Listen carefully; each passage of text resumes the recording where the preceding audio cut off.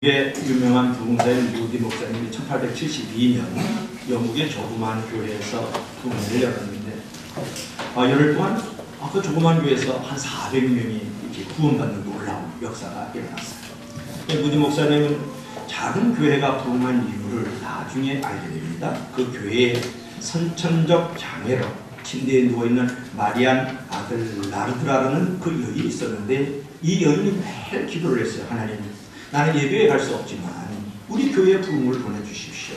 하나님, 나는 예배를 갈 수 없지만 우리 교회에 부흥을 보내주시옵소서. 이 여인의 중보기도로 말미암아서 그 교회를 크게 부흥했고 그 놀라운 집회를 통해서 400명이 부흥하는 놀라운 역사가 일어났다. 우리의 사명은 멸망하는 이 세상 속에서 하나님의 백성들을 건져내는 것이에요.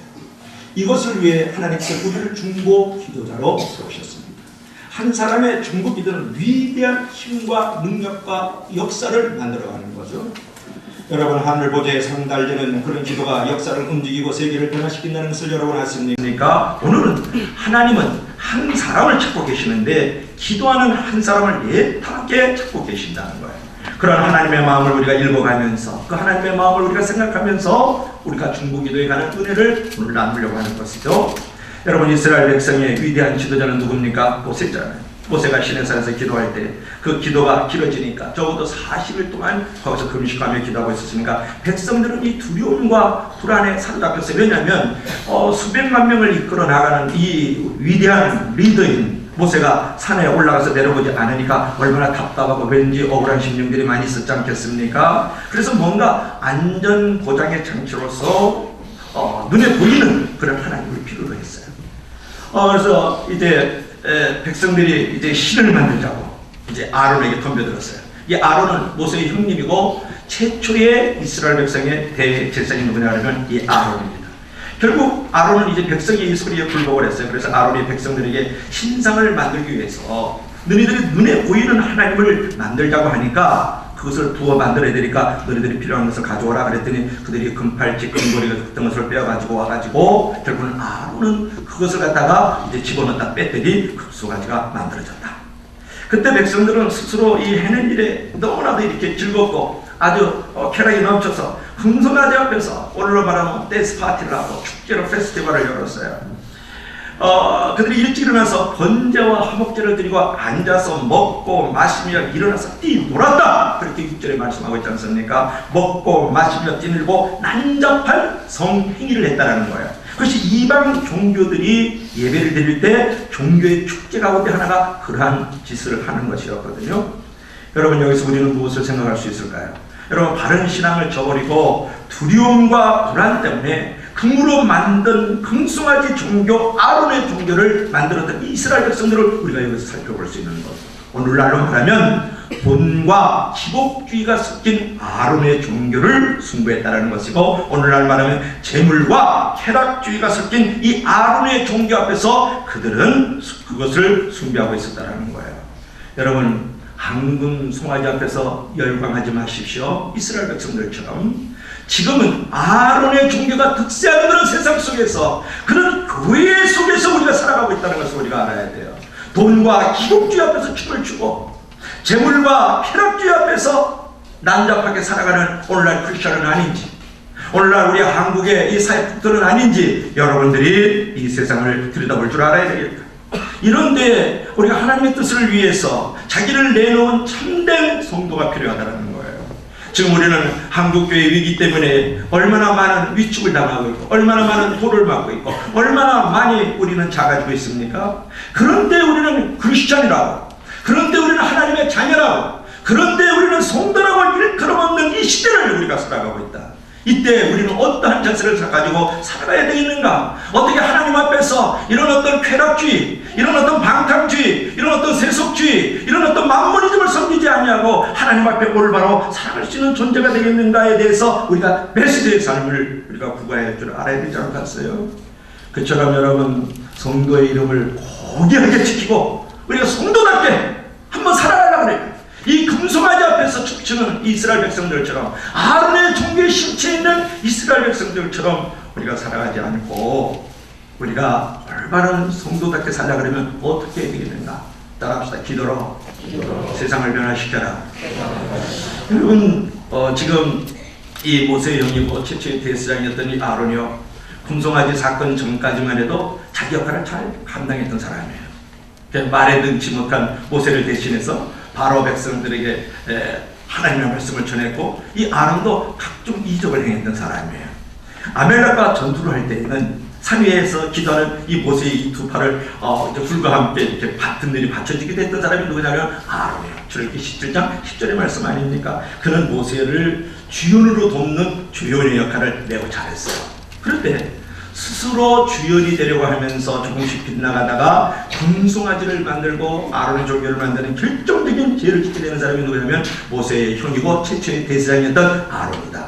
물론 상황은 이해됩니다. 모세의 시내산에, 모세가 이제 시내산에 올라가서 기도가 길어지니까 두려움과 불안에 사로잡힌 백성들이 하나님을 보기를 원해서 보이는 신을 만들려고 하니까 그 백성들을 바르게 인도해야 될 이 아론이 그 백성들의 소리에 굴복하고 백성들의 소리에 휘둘려서 백성들의 소리에 지배를 당해서 결국 금송아지를 만들었다. 그것이 4절의 말씀이거든요.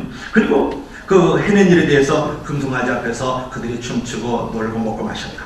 이제 그 모습을 보고 이제 어느 분이 진노했다는 거예요. 어느 분이 진노했을까?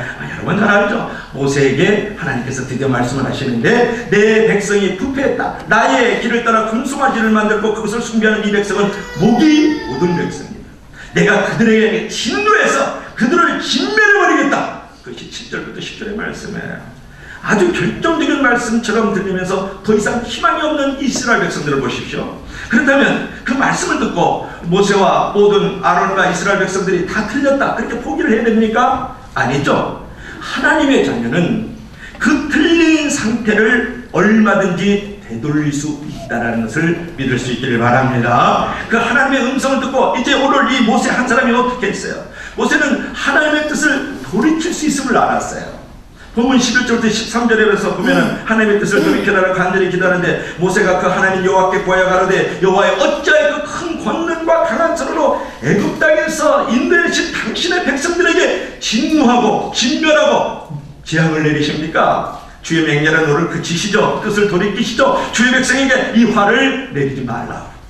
그렇게 하나님을 설득해, 하나님 앞에 설명하고 있어요. 하나님 앞에 어떻게 보면 설교하고 있어요.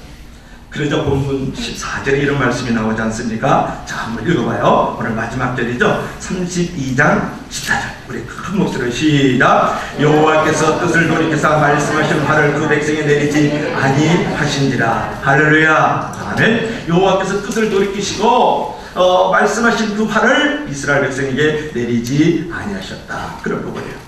자, 여러분 어떻습니까? 가끔 이런 생각하지 않습니까? 우리가 어떻게 하나님의 마음을 바꾸지?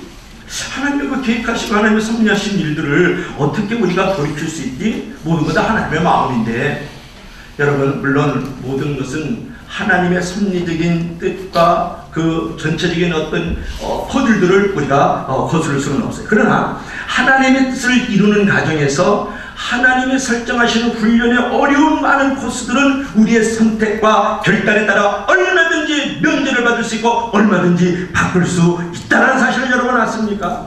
모세가요, 처음에는요, 자기는 부족하다고 그랬어요. 입술도 둔하고요, 혀도 뻣뻣하고요, 그들이요, 내가 하나님 만났다고 해서 그들이 알아주지 않습니다. 네가 뭔데 나서느냐고 이렇게 지금 하는데 내가 일할 수 있나요? 처음에 모세가 그랬어요. 그런데 하나님은 보세요. 모세를 멋지게 일하도록 만들어주셔서 그처럼 하나님이 어떤 일을 하도록 맡겨주시면 그 일을 할 수 있도록 능력도 주시고 삶의 자리를 완성해 가시기 시작한다는 그런 거예요. 여러분, 하나님의 일을 할 때에 혼자 개입하면, 인간의 방법 중심적으로, 인간 방법 중심적으로 일하면 큰 일을 못하지만, 하나님과 관계 중심적으로 일하면 얼마든지 큰 일을 할 수 있고, 하나님의 뜻과 하나님의 계획 속에 동참하면서 얼마든지 면제받을 수 있고, 얼마든지 하나님의 마음을 움직여 돌이킬 수 있는 자리가 있다는 거예요. 미국의 수도 워싱턴이요, 1993년 454명이 한 해 동안에 살해됐어요. 그래서 미국을 살해 수도라 그랬어요. 하루에 1.5명 이상이 죽고 갔으니까요. 그러나 6년 후에 워싱턴 범죄율은 동력 범죄율이 60%까지 떨어졌고 1993년 454명이던 피살자 수가 232명, 약 절반으로 줄어들었고 강도는 70%나 줄어들었고 강간은 40%나 줄어들었습니다. 이는 미국에서 일어난 기도운동으로 미국을 위한 중보자들이라는 그런 그룹과 전 세계 지속적인 중보기도가 있었기 덕분이었는데, 중보기도 그룹이 사기 사건이 은폐되지 않게 하소서라고 기도하자 시장이었던 마리온 베리가 약물 단속에 정말 적발되어가지고 구속되는 일이 일어났고, 정부와 도시 지도자들을 위해서 기도하는 이 기도운동은 1997년까지 연중무휴로 진행되었다. 하루도 빠지지 않았다, 그런 말 아닙니까? 6천여 명의 이상의 사람들이 매주 최근에 기도 제목을 가지고 기도하였고, 이들은 전화부를 이용해가지고 도시에 사는 모든 사람들을 기도 명단에 올려서 기도하였다. 그리고 몇몇 국회 크리스탈 의원들도 매주 이 기도 모임에 참여하였다, 그런 거예요. 여러분, 인간 방법 중심적 해결에서 하나님 중심적 방법으로 하나님과의 관계 중심적으로 나아갈 때에 큰 일을 할 수 있었고, 하나님이 내리시는 그런 재앙과 어떤 진멸의 자리에서 그들을 건져낼 수 있었다는 거예요. 믿음은 다 같이 아멘. 오늘날요, 19세기 영국의 고아의 아버지 조지 뮬러가 기도하던 중에 성경을 읽으면서 내 입을 넓게 하라, 내가 채우리라, 그런 말씀을 들었어요. 그런데 여러분들이 이게 조지 뮬러 얘기하면 조지 뮬러가 고아의 아버지로만 따라 살아간 줄 알아요. 그런 게 아니고 원래 조지 뮬러는 프러시아 사람이에요. 그러니까 지금으로 보면 독일에 있는 사람이었는데 본인이 은혜를 받아가지고 선교사로 어디로 나오면 영국 브리스톨로 나가요. 영국 브리스톨에서 66년간 목회를 했던 사람이 조지 뮬러입니다. 거기서 성경 연구원을 만들고 기독신학교를 만들었고, 그가 은퇴할 때 한 2,000명의 성도들이 머물렀었던 사람이고, 거기서 선교사를 많이 파송하면서 하나님의 말씀을 엄청 읽었던 사람인데, 그때 하나님의 말씀을 읽으면서 고아원 사역을 해야 되겠다라고 생각했던 한 목회의 부분이 고아 사역이에요. 어떤 사람은 조지 뮬러 원장님 고아 사역만 했다라고 생각하는 부분들이 있는 것을 여러분 조금 밝혀드리는 거죠. 그런데 하나님은요, 고아 사역을 시작했고 사역을 위한 필요를 하나님께 이제 구했지 않습니까? 그런데 하나님은 신기하게도 그 모든 필요를 채워주셨어요. 그가 일생 동안 800만 불 정도를 후원을 받았어요. 지금도 800만 불이라면 엄청나게 큰 돈입니다. 약 한 80억 되지 않습니까? 여러분 잘 놀라지 않는데 80억 정도인데, 그 당시로 그 돈을 지금 오늘날로 한 사람은 8천억 원 정도 됩니다. 8천억 원. 그러니까 록펠러 같은 경우에는요, 지금 록펠러가 우리나라 전 세계에서 가장 부자가 누구죠? 빌 게이츠죠. 빌 게이츠의 전 재산의 3배 이상을 가지고 있던 사람이 잘 록펠러입니다. 근데 이게 조지 뮬러가요, 800만 불을 좀 후원을 받았는데 지금으로 말하면 약 8천억 정도. 그 돈으로 수많은 선행을 하고 죽을 때는 전 재산으로 800불 정도만 남겼다 그래요. 지금으로 말하면 한 수백만 원 정도 남겼다 그래 말이야, 죽을 때. 여러분, 내가 왜 그런 얘기를 지금 대화를 두 개나 들었냐 그러면, 무력한 존재였지만 하나님의 도우심으로 하나님 관계 중심으로 살아갔더니 능력 있는 삶이 되었다는 거예요. 그는 하나님의 인도를 받는 방법에 대해서 이 조지 뮬러가 이렇게 얘기를 합니다. 저는 먼저 하나님의 뜻을 알게 해달라고 먼저 기도합니다. 그러면 항상 하나님께서 말씀과 성령으로 제 갈 길을 인도해 주셨고 마음에 부어주셨어요. 반면에 하나님 앞에서 정직함과 의로움이 없이 하나님의 인도를 절대 기다리지 않습니다. 하나님의 말씀보다 사람의 조언에 더 귀를 기울일 때는 반드시 저는 실패를 경험했습니다. 그렇게 얘기하는 조지 뮬러의 말을 여러분 기억하셔야 돼요. 기도는 하나님의 능력에 손을 붙잡는 것인 줄 믿을 수 있기를 바랍니다. 할렐루야. 여러분, 하나님의 뜻을 따라 살면 우리는 결박한 원수의 손에서 풀리고 인생이 역전되어지고 오히려 원수들을 결박할 수 있고 문제도 해결할 수 있습니다. 그런 성도가 하나님 안에서 다른 뜻을 세우면 엄청난 능력 있고 축복된 삶을 우리가 반드시 살아갈 수 있다는 거예요. 여러분, 기독교는 운명론적 종교가 아닙니다. 아름의 종교는 아닌 거예요.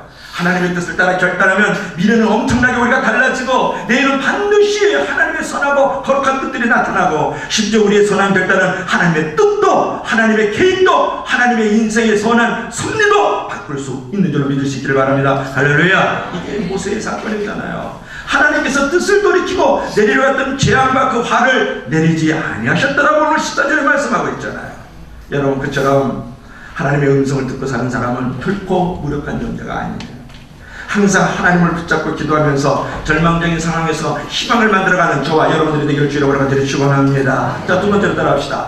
기도로 세상을 책임지라. 자, 오늘 출애굽기 32장 30절부터 32절 한번 보겠습니다.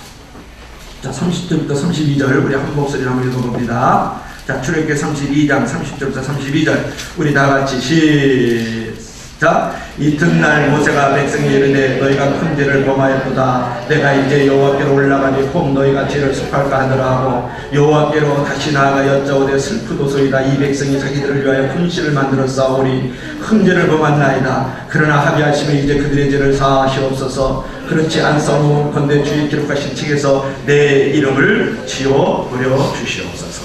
여러분, 이 말씀을 읽으면서 어떤 그 모세의 마음을 읽을 수 있어요.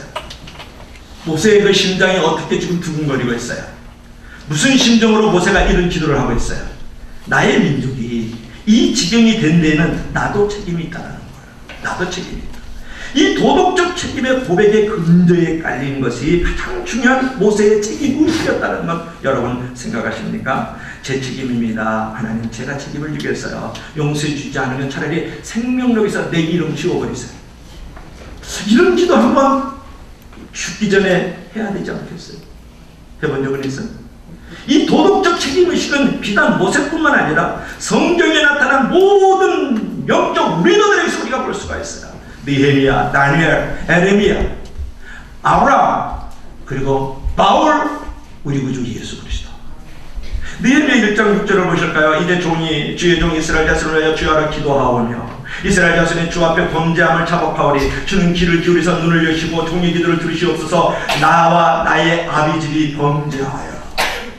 여러분, 느헤미야가요, 자기 백성을 위해서 예루살렘을 무너진 성을 바라면서 날마다 기도를 하는 내용인데 느헤미야가 이렇게 기도합니다. 나의 아버지 집이 범죄하여. 다시 말하면 그 안에는 나와 나의 아비집이라는 책임의식이 있는 거예요. 그것이 아비집만 얘기하는 것이겠어요? 이스라엘 모든 백성들이 하나님 앞에 득죄하고 있는 이 사실에 대해서 우리라는 책임의식이 그 안에 녹아있지 않습니까? 사실 느헤미야는 조국에 있었던 것도 아니에요. 조국을 따라서 페르시아에서 이제 중에 있었는데, 그렇지만 조국의 현실에 대해서 책임을 지고 있는 이 느헤미야의 모습을 보세요. 우리가 절실하게 기도하지 않는 이유는 뭐냐 그러면 나와 관계 없다라고 생각하기 때문에 기도를 안 하는 겁니다. 관계없는 사람들을 위해서 여러분 기도하게 됩니까? 기도하기 힘들잖아요. 우리는 관계가 있고 책임이 있다고 느껴질 때 우리는 기도할 수 있다는 거예요. 여러분, 하는 감정을 보세요. 우리는 하나님 앞에서 하나님이 우리 모임 속에 넣어주신 사람들을 위해서 기도해야 될 책임과 의무를 느꼈다. 한 번은 침대에 누워 지내는 매우 경건한 여인을 방문한 적이 있었다. 그 여인은 나에게 200장 정도 되는 사진이 들어있는 앨범을 보여주면서 그 앨범을 가지고 매주 어떤 일을 하고 있는지 설명해 주었다. 앨범 전체를 한 장씩 넘기면서 그 사진을 보고 기도하는 것이었다. 그 당시 나는 10대 소년이었지만 그 어린 나이에도 불구하고 내가 서 있던 바로 그 침대 곁이 거룩한 것처럼 여겨졌다. 이 침대에 누워있는 이 한 여인이 그 앨범에 사진을 넣고 기도 제목을 나누고 그 사진을 눈물로 얼룩지게 만들고 그 기도 제목이 눈물로 말면서 흐려져서 보이지 않을 정도로 기도했던 이 여인을 보세요. 그것이 성경이고 그것이 거룩한 것이고 그것이 바로 우리라는 책임의식을 갖고 있는 사람들 아니에요. 묻습니다. 주일학교 반사입니까? 내 반에 있는 친구들을 내 눈물로 그 이름을 지어본 적은 있어요? 그래서 그 이름이 보여지지 않은 적은 있느냐 그런 거예요. 그들 함께 찍은 사진을 보고 아버지 이들을 살려주십시오. 이들을 구원해주세요. 이들의 인생을 책임져 주십시오. 나는 할 수 없어요. 하나님께서 기름 부으시고 하나님 능력 주시고 하나님 함께 하세요라고 기도해 본 적이 되냐 그런 말이에요. 내가 기관장입니까? 내가 부서장입니까? 명예직으로 세우는 겁니까? 너 기도하라고 세우는 거예요. 여러분, 기도를 하지 않는 사람, 무릎을 꿇지 않는 사람의 근저에는 뭐가 있는 줄 아세요? 하나님이 없어요. 하나님이 없는 사람은 교만한 사람이에요. 교만한 사람을 통해서 그 공동체를 세워갈 수가 없는 겁니다. 공동체가 깨어지고 그 사람을 말미암아 반드시 어려운 시험이 나옵니다. 기도하는 사람은 하나님이 있다고 생각하는 사람. 그래서 겸손해서 무릎을 꿇고 공동체를 회복하고 부흥을 시키고 많은 사람들에게 거룩한 축복의 통로, 꿈의 통로, 미래의 통로가 되는 거예요. 믿으시면 나가자. 이 놀라운 사실을 어떻게 생각하십니까? 입술로 사람들을 변화시킬 수 있다고 생각합니까? 기도하지 않고 그냥 찬송으로 사람들을 힐링할 수 있다고 생각하는 겁니까? 여기가 무슨 연극 발표회장입니까? 여기 무도회장입니까? 여기 무슨 생일 돌잔치 하는 데입니까? 그런 거 아니잖아요. 우리는 싸우기를 위해서 기도하며, 우리가 싸우면서 기도하면서 우리는 싸워야 되는 줄로 믿을 수 있기를 바랍니다. 여러분, 문제는 우리의 이런 관계의식과 책임의식의 동심원이 너무나도 좁다는 거예요. 우리 교회에 대해서는 책임을 느끼지만 민족에 대해서는 조금만 넓으면 책임을 느끼지 않습니다. 우리 성도에 대해서는 그래도 관계를 맺어가면서 좀 관심과 사랑의 기도가 있지만 이 역곡동 부천당 이 도시 안에 있는 그냥 추구하는 영혼들, 어둠과 저주와 무지 가운데서 지옥불에 던져지고 있는 영혼들에 대해서는 책임을 느끼지 않는 거예요. 이런 의식구들은 한국인들의 사적자의 작은 동심원이다 그래요. 작은 동심을 가지고 있다. 우리 집안은 깨끗하게 잘 치우지만 바깥에만 나가면 휴지 막 떨어뜨리잖아요. 내 집이 아니니까요. 그것을 우리 집으로 느끼지 못하기 때문에 그런 거 아니겠습니까? 책임이 없다고 생각합니다. 사적자의 동심원이 너무 작은 거예요. 그런데 그것이 기도에 어떤 영향을 끼칠까요? 그래서 우리 자식이 어떻게 되면 열심히 기도하지만 이웃집이 사람이 힘들 때에는 그렇게 살더니 올 게 없구만. 당연히 그렇지. 그 정도로 같이 아파하지 않는다는 거예요. 이런 공동체 의식이 없는 거예요. 같은 몸의 의식이 없는 거예요. 지체 의식이 형성되지 않는 거예요. 오늘 이 모세를 들여다보세요. 모세는 어떻습니까? 한 번도 잘못하신 적이 없어요. 적어도 이 순간에는. 시내산에 올라가서 지금 종교의식 속에서 하나님을 만나고 그 임재 앞에서 거룩하고 하나님의 영광 가운데 머물고 이 백성들을 위해서 하나님의 음성을 듣기를 원하고 하나님의 갈 길을 밝히 인도해달라고 그렇게 부르짖고 기도하고 있어서 내려왔는데 이들이 지금 아론의 종교 금송아지를 섬기고 있잖아요. 나는 죄가 없지만 생명력에서 내 이름을 지어달라고 하면서까지도 기도하고 있는 이 모세의 이 지체의식, 책임의식, 공동체의식, 관계의식을 한번 생각해보세요. 이런 사람이 오늘날 필요하지 않을까. 제가 영화를 봤는데 변호인이라는 영화를 2시간 15분을 봤어요. 결론은 그런 거였어요. 1,100만 명, 200만 이제 넘어갔나요? 한 1년 만에 영화관에 간 것 같아요. 그래서 목사는 영화관을 자주 가야 됩니다. 그래서 오늘 이 시대의 어떤 좌상을 보고 이 시대의 정신도 보고 이 시대의 언어는 어떤 것일까를 이렇게 많이 봐야 되는데 뭐 영화표 끊어지는 사람이 있어야 말하는 거죠. 내 돈 들여서 갈 수 있는 상황들은 잘 안 되니까. 그런데 거기서는 뭐냐면 이 송강호가 딱 나오잖아요. 송강호가 나오는데 이 송 변호사는 원래 세법 변호사였어요. 그러다 인권 변호사가 되는 거예요. 그러니까 돈을 중심으로 살다가 사람 중심으로 바뀌어지는 사람이 누구냐 그러면 이 송강호 변호사예요. 송강호 변호인이 나중에 되지 않습니까? 그런데 여기서 우리가 생각해 볼 뭐냐 그러면 그가 호흡보트도 타면서 얼마든지 잘 지낼 수 있고요. 또 큰 대기업에 가서 세부에게 받아가지고 정말 고대 강서 큰 집에서 호의고시 가면서 살 수 있음에도 불구하고 이제는 그렇게 막 데모하는 친구들을 위해서 억울한 일을 당하는 사람이 있어. 아주 괴로운 인생의 길을 걸어가는 이 젊은이들을 위해서, 이 조국을 위해서 인권 변호사가 되는 거예요. 그런데 그 친구가 그때 이 송강호가 하는 말이 있어요. 네 편한 길, 네 발로 네가 참 부렸다. 그런 말 하잖아요. 이게 부산 말이에요, 부산 말.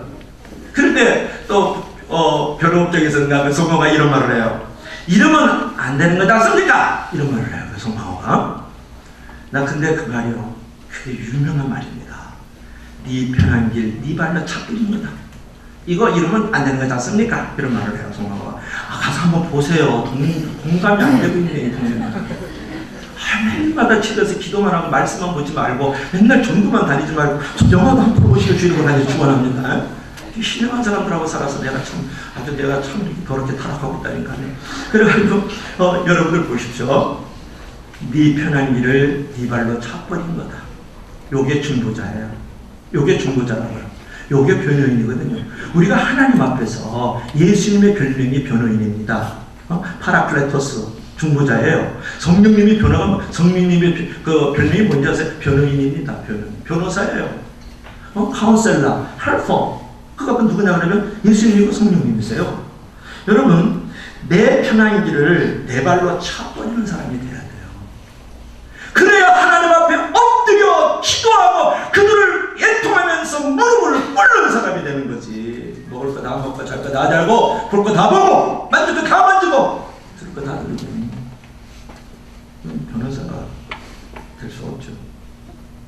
이러면 안 되는 거지 않습니까? 이렇게 말할 줄 알아야 돼요. 하나님, 이 백성들이, 우리 성도들이, 우리 교회가, 한국교회가, 이 도시교회가 이러면 안 되지 않습니까? 이걸 붙들고 하나님 앞에 나가야 되는데 이렇게 안 되지 않습니까? 이거 세법 변호사에서 인권 변호사로 가라는 거예요. 돈의 중심에서 사람 중심으로 가라는 거예요. 생활 중심에서 믿음 중심으로 좀 가라는 거예요. 영화 보고 이런 결단과 선택이 없으면 그 8,000원 아깝죠. 영화 뭐하러 봅니까? 은혜 받아갖고 내려와요. 가슴이 진짜 야 저거 멋있다 성강호. 야 저런 인생을 살아야 되지 않아? 나와서 영화 보고 아무리 일도 벌어지지 않으면 8,000원만 아깝고요. 죄만 더 짓는 거죠. 우리는 책임의식과 지체의식을 가지고 가정과 교회와 도시의 세계를 움직이는 기도로 변화되기를 주님을 간절히 축원합니다. 여러분, 거기서 이제 그런 얘기도 나오죠. 국가는 뭡니까? 그러니까 그때 성경가 하는 말, 국가는 백성입니다. 그게 아주 병원이거든요. 또 아주 되게 쉬운 얘기인데 그 연기라는 게 무서운 거거든요. 그래 가슴이 찌릿하잖아요. 교회란 뭡니까? 성도입니다. 권력은 어디서부터 나옵니까? 백성으로부터 나옵니다. 그래서 성도가 막 열받쳐서 막 변호를 하지 않습니까? 여러분, 권세, 하나님의 권력은 어디서부터 나옵니까? 성도부터 나옵니다. 사용하느냐 묻는 거예요. 사용하고 있습니다. 여러분이 교회인 걸 아십니까? 그걸 내가 묻고 있지 않습니까? 우리 몸에 한 지체가 아프면 다 같이 아파한다고 하지만 그 동일한 아픔을 느끼지 못합니다. 그러니까 기도의 생명력이 끊어지는 거예요. 그래서 지체의식, 관계의식, 공동체의식을 가지고 모세처럼, 느헤미야처럼, 다니엘처럼, 아브라함처럼 천국기도 할 수 있어야 되겠다. 할렐루야. 자, 한번 따라합시다. 기도로 막아서라. 이제 여러분 오늘 그 본문을 보면 출애굽기 32장 1절부터 4절을 보면 이스라엘 백성들이 하나님의 언약을 파괴했잖아요. 깨뜨렸어요. 그것은 이제 징벌받기 합당한 게 10절의 말씀이고 14절을 보면은 이스라엘 백성들이 하나님으로부터 이제 용서를 받았잖아요. 거기까지 우리가 나왔잖아요. 그런데 중요한 것은 11절에 누가 기도를 했느냐는 건데 11절에 보면 모세가 중보기도 했다 그런 말이에요. 모세의 중보기도가 있었기 때문에 그들은 하나님의 용서를 경험하게 되고 하나님의 진노를 피할 수 있었다. 그런데 예수께서 22장 30절을 보면요. 이거하고 좀 반대적인 사건이 나와요. 이 땅을 위하여 성을 쌓으며 무너진 데를 막아서서 나로 멸하지 못하게 할 사람을 내가 그 가운데서 찾다가 얻지 못한 거로 쉽게 말하면 중보기도자를 찾았는데 하나님 보니까 없어요. 중보기도자가 없는 거야. 변호인이 없는 거예요. 그래서 내 분을 그 위에 쏟으며 내 진노의 불로 멸하며 그 행위대로 그 머리에 보응하였다. 하나님과 사람 앞에 불의지를 역하면 이 제사장, 이 변호인, 이 중보기도자가 없었더니 그들 백성들 위에 하나님께서 분으로 내리셔서 그들을 징벌했다라는 거예요. 결국 하나님의 심판으로 끝났다. 똑같은 범죄를 저질렀어요. 똑같은 심판을 받아야 됩니다. 그러나 한쪽에서는 용서를 경험하고 한쪽에서는 심판을 경험하고 있다. 멸망을 경험하고 있다. 그 차이를 보여주는 극명한 차이는 뭐냐면 한쪽에는 중보기도자가 있었고 변호인이 있었고 한쪽에는 중보기도자가 없었다. 변호인이 없었다는 거예요. 한 교회, 한 가정, 한 나라 안에 중보기도자가 있다는 것은 큰 축복인 줄로 믿을 수 있기를 바랍니다. 여러분, 우리 가정 안에 중보기도자가 있다는 것은 큰 축복이잖아요. 우리 교회 안에 여러분의 중보기도자가 있다는 것은 얼마나 축복인 것이요. 이것이 실로 어마어마한 특별한 놀라운 축복이에요. 여러분들은 알든지 모르든지 내가 이만큼 살 수 있다는 것은 누군가 나를 위하여 중보 기도하고 있고 하나님과 나 사이에 서서 변호를 해주고 있는 사람이 있기 때문에 이 자리에 머물고 있고 이렇게 신앙생활하고 이렇게 가정생활하고 이렇게 사업하고 이렇게 직장생활하고 이렇게 자녀들이 자라나고 있다는 것을 믿으시기를 주님의 아들이 축원합니다. 할렐루야. 믿으셔야 돼요. 하나님께서 오늘 하나님 우편 보좌에서 우리를 위해서 신이 간구하고 계세요. 그분이 제일 먼저 중보자예요. 누군가 너를 위해서 우리를 위해서 기도하고 있기 때문에 내가 이만큼 존재하고 이만큼 살고 있는 거 여러분 믿으시오.